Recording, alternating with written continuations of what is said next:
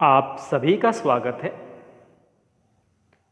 देश के तमाम इंजीनियर भाई लोग इनको इंजीनियर्स डे के अवसर पर हार्दिक शुभकामनाएं।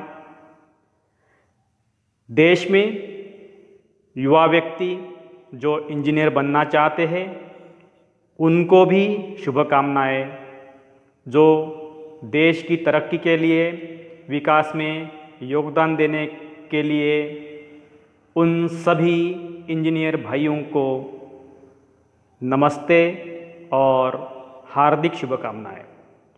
दोस्तों, आज हम परिचय करेंगे महान इंजीनियर मोक्षगुंडम विश्वेश्वरैया और उनके बारे में जानते।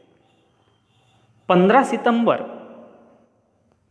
को पूरे देश में इंजीनियर दिवस के रूप में मनाया जाता है और यह दिन देश के महान इंजीनियर भारत रत्न मोक्षगुंडम विश्वेश्वरैया इनको समर्पित है।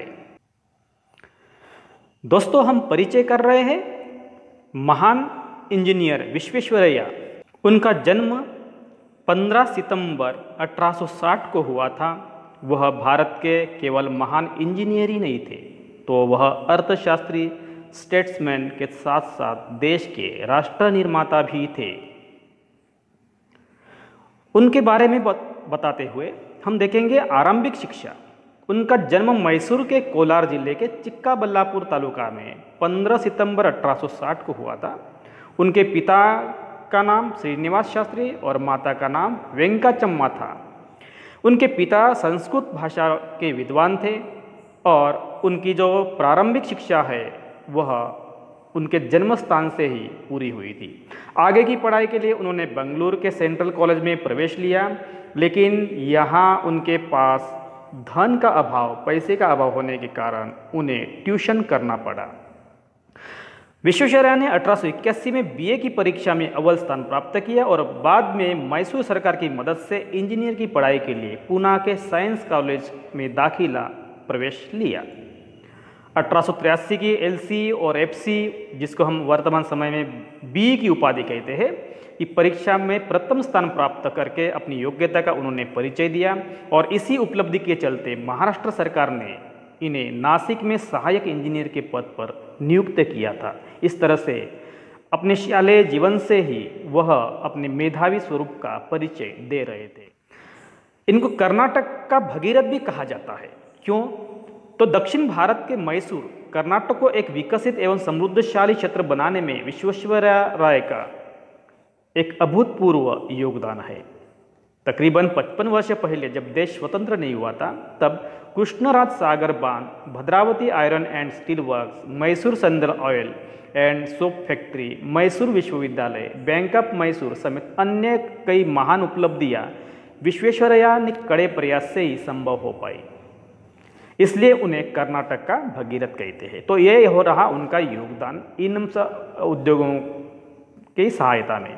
जब वह केवल 32 साल के थे, उन्होंने सिंधु नदी से सुक्कुर कस्बे को पानी की पूर्ति भेजने का प्लान तैयार किया, जो सभी इंजीनियर को पसंद आया था।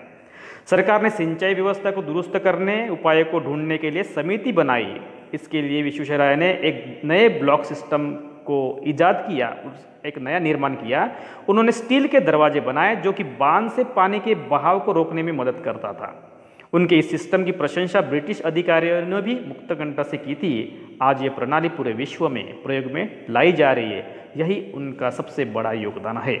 और विश्वेश्वरैया ने मूसा व ईसा नामक 2 नदियों के पानी को बांधने के लिए भी प्लान तैयार किए। इसके बाद उन्हें मैसूर का चीफ इंजीनियर नियुक्त किया गया। इकोनॉमिक कॉन्फ्रेंस के गठन का भी उन्होंने सुझाव दिया, क्योंकि उस समय राज्य की हालत काफ़ी बदतर होती थी और विश्वेश्वरैया लोगों की आधारभूत समस्याओं जैसे अशिक्षा, गरीबी, बेरोजगारी, बीमारी, इससे लेकर बहुत ही चिंतित थे। फैक्ट्रियों का अभाव होता था, सिंचाई के लिए वर्षा जल पर निर्भरता थी, खेती के लिए पारंपरिक साधनों का प्रयोग करने के कारण ऐसी समस्या जस के तस रहती थी। इन समस्याओं के समाधान के समाधान के लिए विश्वेश्वरैया ने इकोनॉमिक कॉन्फ्रेंस के गठन का सुझाव दिया। मैसूर के कृष्णराज सागर बांध का निर्माण कराया। कृष्णराज सागर बांध के निर्माण के दौरान देश में सीमेंट नहीं बनता था। इसके लिए इंजीनियरों ने मोर्टार तैयार किया जो सीमेंट से भी ज़्यादा मजबूत था।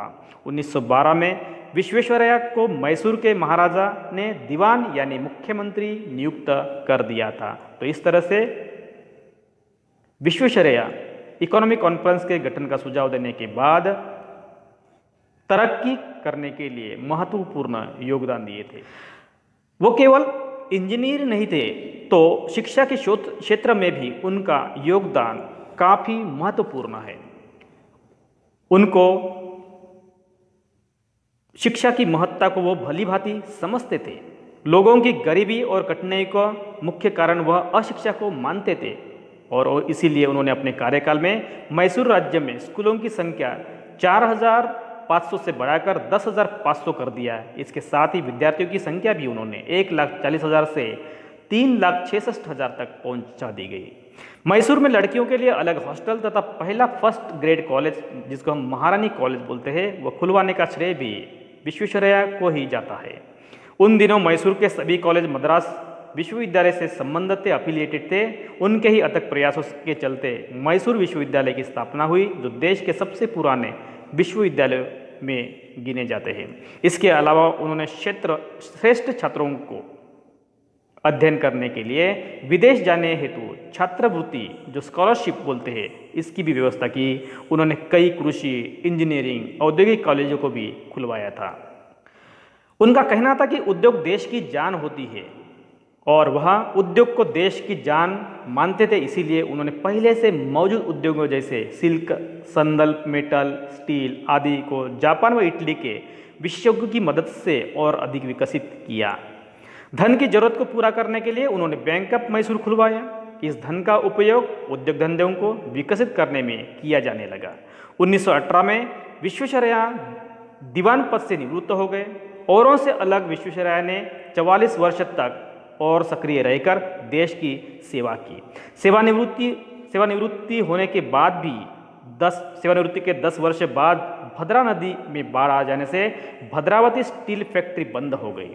फैक्ट्री के जनरल मैनेजर, जो एक अमेरिकन थे, उन्होंने स्थिति बहाल होने में 6 महीने का वक्त मांगा था, जो कि विश्वेश्वरैया को लगता था कि यह बहुत लंबा समय है। उन्होंने उस व्यक्ति को तुरंत हटाकर भारतीय इंजीनियरों को प्रशिक्षित कर तमाम विदेशी इंजीनियरों की जगह नियुक्त कर दिया।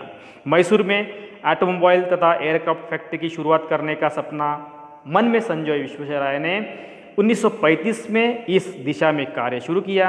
बंगलुरु स्थित हिंदुस्तान एरोनॉटिक्स तथा मुंबई की प्रीमियर ऑटोमोबाइल फैक्ट्री उन्हीं के प्रयासों का परिणाम है। 1947 में वह ऑल इंडिया मैन्युफैक्चरिंग एसोसिएशन के अध्यक्ष बने। उड़ीसा की नदियों की बाढ़ की समस्या से निजात पाने के लिए उन्होंने एक रिपोर्ट पेश की। इसी रिपोर्ट के आधार पर हीराकूद तथा अन्य कई बांधों का निर्माण भी हुआ था। कि कोई भी कार्य को योजनाबद्ध तरीके से पूरा करना चाहिए और वह किसी भी कार्य को योजनाबद्ध तरीके से पूरा करने में विश्वास रखते थे। 1928 में पहली बार रूस ने इस बात की महत्ता को समझते हुए प्रथम पंचवर्षीय योजना तैयार की थी। लेकिन बताना चाहेंगे कि विश्वेश्वरैया ने 8 वर्ष पहले ही, मतलब 1920 में अपनी किताब रिकंस्ट्रक्टिंग इंडिया में इस तथ्य पर जोर दिया था। इसके अलावा 1935 में प्लांट इकोनॉमी फॉर इंडिया नामक किताब भी लिखी। और मजे की बात यह है कि 98 वर्ष की उम्र में भी वह प्लानिंग पर किताब लिख रहे थे। देश की सेवा ही विश्वेश्वरैया की तपस्या थी।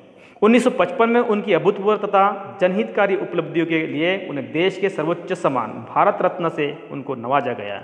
जब वह 100 वर्ष के हुए तो भारत सरकार ने डाक टिकट जारी करके उनके सम्मान को और बढ़ाया। 101 वर्ष की दीर्घायु में 14 अप्रैल 1962 को उनका स्वर्गवास हो गया। 1952 में वह पटना गंगा नदी पर पुल निर्माण की योजना के संबंध में गए। उस समय उनकी आयु 92 थी। तपती धूप थी और साइट पर कार से जाना संभव नहीं था। इसके बावजूद वह साइट पर पैदल ही गए और लोगों को हैरत में डाल दिया। विश्वेश्वरैया ईमानदारी, त्याग, मेहनत इत्यादि जैसे सद्गुणों से संपन्न थे। उनका कहना था कि कार्य जो भी हो लेकिन वह इस ढंग से किया गया हो कि वह दूसरों के कार्य से श्रेष्ठ हो। तो ये हो गए उनकी सोच। उनका कार्यक्षेत्र था। अपनी शैक्षिक योग्यता के बल पर उन्होंने छात्रवृत्ति प्राप्त करने के साथ साथ पूरे मुंबई विश्वविद्यालय में सर्वोच्च अंक प्राप्त कर इंजीनियरिंग की डिग्री प्राप्त की थी। इस सफलता के आधार पर उन्हें मुंबई में असिस्टेंट इंजीनियर पद पर नियुक्त कर दिया गया था। और उस समय ब्रिटिश शासन था, अधिकांश उच्च पदों पर अंग्रेजों को ही नियुक्त होती थी। ऐसे में उच्च पद पर नियुक्त विश्वेश्वरैया ने अपनी योग्यता और सूझबूझ द्वारा बड़े बड़े अंग्रेज इंजीनियर को अपनी योग्यता और प्रतिभा का लोहा मनवा दिया था। अपने इस पद पर रहते हुए उन्होंने सबसे पहली सफलता प्राकृतिक जल स्रोतों से घर में पानी पहुंचने की करना और गंदे पानी की निकासी के लिए नाली की समुचित व्यवस्था करके प्राप्त की। प्रथम चरण में ही उन्होंने बेंगलोर, पुणे, मैसूर, बड़ौदा, कराची, हैदराबाद, ग्वालियर, इंदौर, कोल्हापुर, सूरत, नासिक, नागपुर, बीजापुर, धारवाड़ सहित अनेक नगरों को प्रत्येक प्रकार के जल संकट से उन्होंने मुक्त किया। यह सबसे उनकी उपलब्धि थी। 1884 में विश्वेश्वरैया ने अपना सरकारी जीवन शुरू किया, पर वह समय था जब राष्ट्रीयता की भावना बहुत से प्रतिष्ठित व्यक्तियों का ध्यान अपनी ओर खींच रही थी। महादेव गोविंद रानडे, गोपाल कृष्ण गोखले और बाल गंगाधर तिलक राष्ट्रीयता की भावना को फैलाने में अग्रणी थे। वे सरकारी पदों पर भारतीयों को ज़्यादा स्थान दिलाने के लिए दबाव डाल रहे थे। वे जोश से भारतीय स्वतंत्रता की बात भी करते थे। इसी समय विश्वेश्वरैया ने अपना कार्य करते रहे, लेकिन उनकी सहानुभूति स्वतंत्रता के कार्य के साथ ही उन्हें लगा कि अनेक कार्य जो उन्हें सौंपे गए वे लोगों का जीवन स्तर सुधारने के लिए आवश्यक है। उनके रास्ते में अनेक मुश्किलें आई और चुनौतियां आई, लेकिन उन्होंने उसका डटकर सामना किया था। उनको इंजीनियर का पद दिया गया था। बम्बई प्रेसिडेंसी की नौकरी विश्वेश्वरैया ने छोड़ दी थी कि उन्हें अपने राज्यों में विकास गतिविधियों को देखने के लिए हैदराबाद के निजाम और मैसूर महाराजा के प्रस्ताव मिले। नवंबर 1909 में उन्होंने अपने जन्मस्थान मैसूर में चीफ इंजीनियर बनना पसंद किया। तब भी हैदराबाद को बार बार आने वाली बाढ़ से बचाने के लिए उन्होंने योजना भी बनाई। मैसूर राज्य में चीफ इंजीनियर की नौकरी उन्हें बहुत पसंद थी, क्योंकि यहाँ उन्हें उन परियोजनाओं पर काम करने की पूर्ण स्वतंत्रता थी जिससे जनता के गरीब वर्ग को लाभ मिलता था। उन्होंने जल वितरण, सड़कों एवं संचार एवं सिंचाई के लिए परियोजनाएं बनाई। प्रत्येक योजना की प्रगति पर उन्होंने कड़ी निगरानी भी रखी थी। समय की पाबंदी को पूर्णतः बनाए रखते थे। कीमत पर भी नियमित जांच चलती रही। विश्वेश्वरैया के कार्यस्थल पर जाते, लोगों से मिलते, उनकी प्रतिक्रिया सुनते और जब लोग उनका धन्यवाद करते तो उन्हें बहुत खुशी मिलती थी। लोगों के चेहरे पर छाई खुशी ही उनका पुरस्कार था, जिसे उन्होंने सबसे ज़्यादा अपने मन में, दिल में संजो कर रखा था। जब उन्होंने इंजीनियर और पद त्याग किया तो अभिनव क्षमता और कठिन परिश्रम ने मिलकर उन्हें जल्द ही तरक्कियों की ओर बढ़ा दिया और बाद में वह चीफ इंजीनियर के पद के निकट तक पहुंच गए। चीफ इंजीनियर का पद ब्रिटिश वासियों के लिए आरक्षित था और यह पक्षपात था। जाति व रंग के भेदभाव के बिना पद सबके लिए खुला होना चाहिए, व्यक्ति को स्थान मिलना चाहिए, यह उनका मत होता था। यद्यपि विश्वेश्वरैया को आभास हो गया था कि शासन इस आरक्षण को खत्म नहीं करेगा, इसीलिए उन्होंने सन 1908 में त्यागपत्र देने का फैसला किया। सरकार ने उनको रोकने की कोशिश की, पर वह अपने निश्चय पर अटल रहे। वर्षों तक वह विभिन्न पदों पर काम करते रहते थे। हालांकि उन्हें नौकरी करते हुए भी अभी पूरे 25 वर्ष नहीं हुए थे, जिसके बाद में पेंशन मिलती है, तब भी सरकार ने उन्हें पेंशन देने का फैसला किया। विश्वेश्वरैया द्वारा किए गए कार्यों की प्रशंसा में सरकार द्वारा किया गया यह एक बड़ा प्रतीक था। राष्ट्रीय भावना भी उनके मन में हमेशा रहती थी। यह भारतीय राष्ट्रीयता का ही प्रभाव था जिसने उन्हें दरबार में आने का, मैसूर के महाराजा का निमंत्रण भी उन्होंने ठुकराने को प्रेरित किया था। उस जमाने में सरकारी रूप से यह माना जाता था कि महाराजा के निमंत्रण को आदेश माना जाए, फिर भी विश्वेश्वरैया ने आमंत्रण को ठुकरा दिया था। यह विरोध था दरबार में बैठने की व्यवस्था में भेदभाव के विरुद्ध। अंग्रेजों को कुर्सियों पर बैठाया जाता था और भारतीयों से आशा की जाती थी कि वह जमीन पर सिमट कर बैठे। विश्वेश्वरैया से दरबार में न आने का कारण पूछा गया तो उन्होंने बताया कि भेदभाव यह किया जाता है। उनका तर्क महाराजा को सही नजर आया। उन्होंने आदेश दिया कि प्रत्येक निमंत्रित व्यक्तियों को कुर्सी पर बैठाया जाए। विश्वेश्वरैया के लिए यह गर्वपूर्ण क्षण थे। अपनी दृढ़ता के द्वारा उन्होंने राष्ट्रीय गर्व को बढ़ावा दिया था। जब उन्हें गॉड सेव द किंग, ईश्वर राजा को सुरक्षित रखे वाला गीत गाने को कहा गया तो उन्हें पता चला कि भारत एक ब्रिटिश उपनिवेश है। अपने मामलों में भी भारतीयों को कुछ कहने का अधिकार नहीं था। भारत की अधिकांश संपत्ति विदेशियों ने हड़प ली थी। क्या उनके घर में काम करने वाली नौकरानी विदेशी शासन के कारण गरीब है? यह प्रश्न विश्वेश्वरैया के मस्तिष्क में उमड़ता रहा। राष्ट्रीयता की चिंगारी जल उठी थी और उनके जीवन में यह अंत तक जलती रही। मैसूर के दीवान के पद पर जब थे, चीफ इंजीनियर बनने के 3 साल बाद नवंबर 1912 में मैसूर के राजा ने विश्वेश्वरैया को वहाँ का दीवान मतलब प्रधानमंत्री बना दिया। आखिरकार अब उन्हें योजना बनाने, विकास को बढ़ावा देना और प्रोत्साहित करने का अधिकार प्राप्त हो गया था और मुख्यतः शिक्षा, उद्योग, वाणिज्य और लोक निर्माण में और लोगों को इस बात के लिए प्रोत्साहित करने के लिए कि वे ठीक ढंग से काम करें, खूब कमाएं और अच्छे ढंग से रहे। पद संभालने से पहले उन्होंने अपने रिश्तेदारों और घनिष्ठ मित्रों को रात्रि भोजन पर बुलाया। वह भव्य समारोह था। मेजबान ने अतिथियों का स्वागत किया, उन्हें अच्छे से खिलाया, उनकी बधाइयाँ और शुभकामनाएं स्वीकार की। फिर उन्होंने उन सब को पास बैठाकर कहा कि वह तभी इस नौकरी को स्वीकार करेंगे अगर वे उनकी शर्तों को मान लेंगे। मेहमानों ने एक दूसरे की ओर देखा और वे जानते थे कि उनके मेजबान की टिप्पणी में कुछ सार है। विश्वेश्वरैया के शब्दों को समझने के लिए वह तैयार होने लगे और अंत में उन्होंने कहा कि उनमें से कोई भी उनसे किसी भी किस्म के पक्षपात की अपेक्षा नहीं करेगा, न ही वे कोई सरकारी संरक्षण मांगेंगे। कुछ मेहमान ये सुनते ही कुछ मेहमानों के मुंह लटक गए। फिर भी विश्वेश्वरैया ने अपनी बात स्पष्ट कर दी थी। किसी भी संदेह की कोई गुंजाइश वहाँ नहीं थी। दीवान के पद पर रहते हुए उन्होंने प्रजातंत्र को बढ़ावा दिया। वैधानिक मंच के विचार विमर्श को क्षेत्र अधिक विस्तृत हो गया। ग्राम समितियों को ज़्यादा अधिकार सौंपे गए। इसीलिए उन्होंने ऐसे मंच बनाए जो आम जनता के विचारों का प्रतिनिधित्व करते थे। तो ये हो गए मैसूर के दीवान पर रहते हुए किए गए कार्य। विश्वेश्वरैया का यह सपना पूरा हो गया। विश्वेश्वरैया ने निष्ठा की भावना से कार्य किया। इसके अतिरिक्त भारतीय राष्ट्रीयता के विचार पर अड़े रहने के किसी भी मौके को उन्होंने गंवाया नहीं। उन्हें अपने भारतीय होने पर गर्व होता था। वह मानते थे कि अगर अवसर दिया जाए तो भारतीय ब्रिटिशवासियों से कई पर भी कम नहीं है। उनके असाधारण कार्यों की बात करते हैं कि उनके इंजीनियरिंग के असाधारण कार्यों में मैसूर शहर में कन्नमबाड़ी या कृष्णराज सागर बांध बनाना एक महत्वपूर्ण कार्य था। उसकी योजना सन 1909 में बनाई थी और सन 1932 में उसको पूरा किया गया। बम्बई प्रेसिडेंसी में कई जलाशय बनाने के बाद सिंचाई एवं विद्युत शक्ति के लिए उन्होंने कावेरी नदी को काम में लाने के लिए योजना बनाई और विशेषकर कोलार स्वर्ण खदानों के लिए दोनों ही महत्वपूर्ण थे। बांध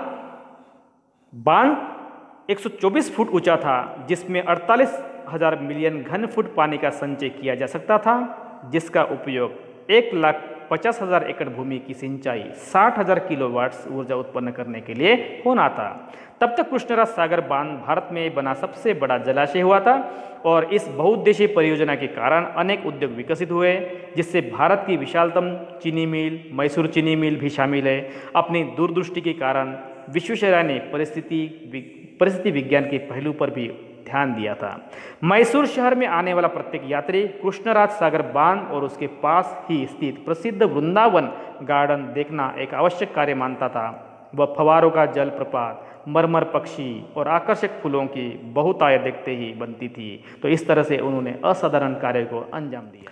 उनकी उपलब्धियों की बात कर रहे हैं। चीफ इंजीनियर और दीवान के पद पर उन्होंने कार्य करते हुए विश्वेश्वरैया ने मैसूर राज्य को जिन संस्थाओं और योजनाओं का उपहार दिया वे थे मैसूर बैंक 1913, मलनाथ सुधार योजना 1914, इंजीनियरिंग कॉलेज बंगलोर 1916, मैसूर विश्वविद्यालय ऊर्जा बनाने के लिए पावर स्टेशन 1918। तो ये उनकी रही महत्वपूर्ण उपलब्धि। लेखक के रूप में भी उन्होंने बहुत कार्य किए हैं और जब उन्होंने नौकरी छोड़ी तब उनकी आयु 58 वर्ष से भी अधिक थी। कोई और अगर व्यक्ति होता तो लंबी व सार्थक नौकरी के बाद वह अपने अवकाश पर आनंद उठाता, पर विश्वेश्वरैया ने ऐसा नहीं किया। उन्होंने भारत का निर्माण 1920, भारत के लिए नियोजित अर्थव्यवस्था 1934 नामक पुस्तक लिखी और भारत के आर्थिक विकास का मार्गदर्शन भी किया। तो ये रही उनकी किताबें। गोलमेज सम्मेलन का भी उन्होंने समर्थन किया। जैसे विश्वेश्वरैया ने सन 1921 में राष्ट्रवादियों में सम्मिलित हो गए और वायसराय से विचार विमर्श किया। स्वराज की मांग पर विचार करने के लिए उन्होंने गोलमेज सम्मेलन पर जोर दिया। विकास योजना में उत्साहवर्धक भाग लेते हुए वह गतिविधियों के बीच रहे। भद्रावती इस्पात योजना के पीछे इन्हीं का हाथ था। बंगलोर में हिंदुस्तान हवाई जहाज संयंत्र कि इनकी स्थापना में भी इन्होंने दिलचस्पी दिखाई दी। उन्होंने विजाग पोत कारखाना बनाने पर भी जोर दिया। निर्माण के समय कई अच्छे सुझाव भी उन्होंने दिए थे। निष्पक्ष विश्वेश्वरैया की एक कहानी हम देखते हैं कि उस समय वह करीब 92 वर्ष के थे जब पंडित नेहरू ने यह सुझाव दिया कि गंगा पर पुल बनाने के लिए वो विभिन्न राज्य सरकारों के प्रस्ताव की जांच करें। उन्हें बिहार में मोकामेह, राजमहल, सकरीगल घाट और पश्चिम बंगाल में फरक्का में से 2 स्थलों को चुनना था।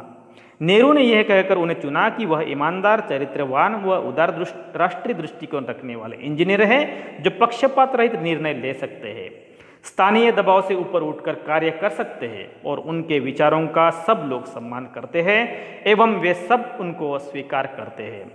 विश्वेश्वरैया ने उन स्थलों पर गए। उन्होंने सह पायलट की सीट पर कॉकपिट में बैठकर नदी और नदी के तटों का बारीकी से जांच करने के लिए हवाई सर्वेक्षण किया ताकि पुल बनाने के लिए सही स्थलों को चुना जा सके। इस दौरे के दौरान वह पटना में रुके थे और राज्यपाल उस वक्त MS आने ने उन्हें राजभवन में रहने का निमंत्रण दिया था।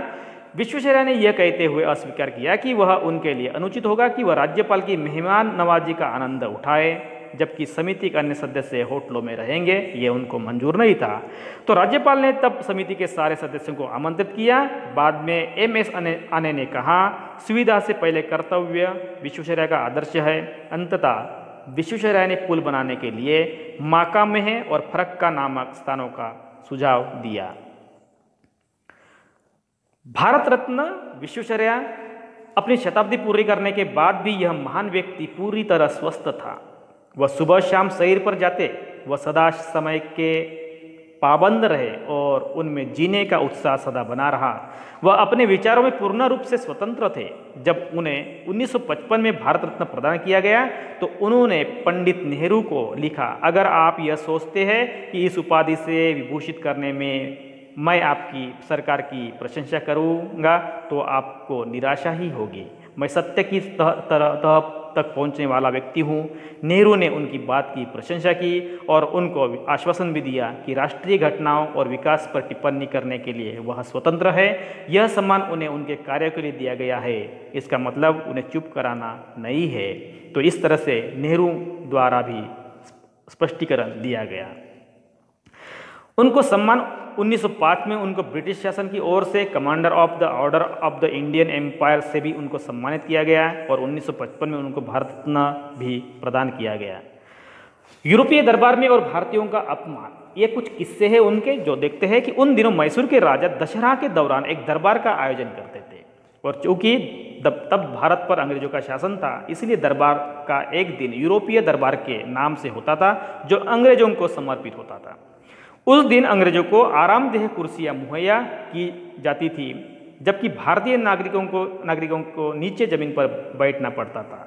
1910 में पहली बार विश्वेश्वरैया ने दरबार में गए और वहां का प्रबंध देखकर उनको काफ़ी दुख हुआ और अगली बार वो दरबार में नहीं गए। जब महल के अधिकारियों ने उनसे कारण पूछा तो उन्होंने बेहिचक बता दिया कि वहाँ भेदभाव किया जाता है और अगले ही साल सभी भारतीय और यूरोपीय नागरिकों को कुर्सियाँ उपलब्ध कराई गई। तो इस तरह से उन्होंने आत्मसम्मान को बचाए रखा।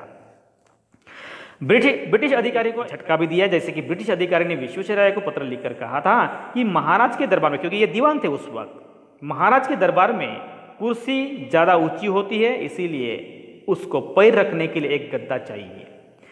विश्वेश्वरैया ने कुर्सी की टांगे काटकर छोटी करवा दी और ब्रिटिश अधिकारियों को बताया कि कुर्सी की ऊंचाई अब कम हो गई है। तो इस तरह से उन्होंने ब्रिटिश अधिकारियों को भी झटका दिया।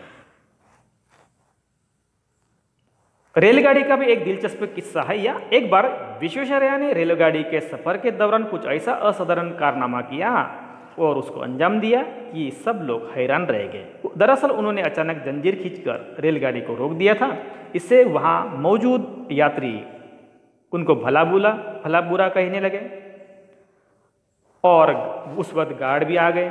जब गार्ड ने जंजीर खींचने का कारण पूछा तो विश्वेश्वरैया ने कहा कि आगे पटरी टूटी हुई है।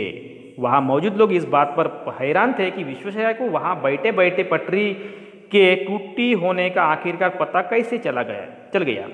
उस पर उन्होंने कहा कि रेल की रफ्तार में हुए बदलाव की वजह से उन्होंने अंदाजा लगाया।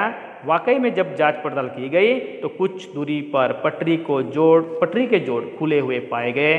जब लोगों ने उनका परिचय पूछा तो उन्होंने अपना नाम और पेशे के बारे में उनको बता दिया था। तो ये हो गया उनका रेलगाड़ी का दिलचस्प एक किस्सा। उनके अंतिम समय की बात करते हैं कि जब वह 102 वर्ष की आयु में भी वह काम करते रहे। उन्होंने कहा, जंग लग जाने से बेहतर है काम करते रहना। जब तक वह कार्य कर सकते थे वो करते रहे। 14 अप्रैल 1962 को उनका स्वर्गवास हो गया, लेकिन वह अपने कार्यों के द्वारा अमर हो गए। अंत समय तब भी उनका ज्ञान पाने का उत्साह कम नहीं हुआ था। वह एकाग्रचित होकर ज्ञान की तलाश करते थे। जो ज्ञान उन्होंने प्राप्त किया उससे उन्हें प्रकृति और प्रकृति में निहित शक्ति व ऊर्जा को जन कल्याण के लिए काम में लगाने में सहायता मिली। विश्वेश्वरैया महान व्यक्ति के रूप में नहीं जन्मे थे, न ही महानता उन पर जबरदस्ती से थोपी गई थी। कठिन परिश्रम, ज्ञान को प्राप्त करने के अथक प्रयास, परियोजनाओं और योजनाओं को कार्यान्वित करने के लिए ज्ञान का उपयोग, जिसके द्वारा जन समुदाय की आर्थिक व सामाजिक स्थिति को सुधार के अधिक अवसर मिले और इसके द्वारा उनको महानता प्राप्त हुई थी। विश्वेश्वरैया में बहुमूर्तिदर्शी जैसा कुछ था। जैसे जितनी बार भी हम उन्हें देखते हैं उनकी महानता का एक नया उदाहरण सामने आ जाता है।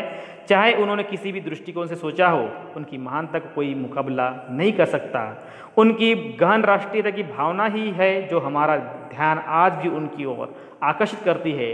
दूसरी ओर हम उनके काम के प्रति दृष्टिकोण से प्रभावित है और आगे देखें तो गरीबों के प्रति उनके स्थायी प्रेम को देखते हैं और फिर देखें तो हम उनके अच्छे स्वास्थ्य में झांकते हैं। उनकी महानता का ये पहलू असीमित है। दोस्तों, हम इसी के साथ मोक्षगुंडम विश्वेश्वरैया का परिचय कर चुके हैं और इसी के साथ हम यही रुकते हैं। उनको विनम्र अभिवादन करते हैं।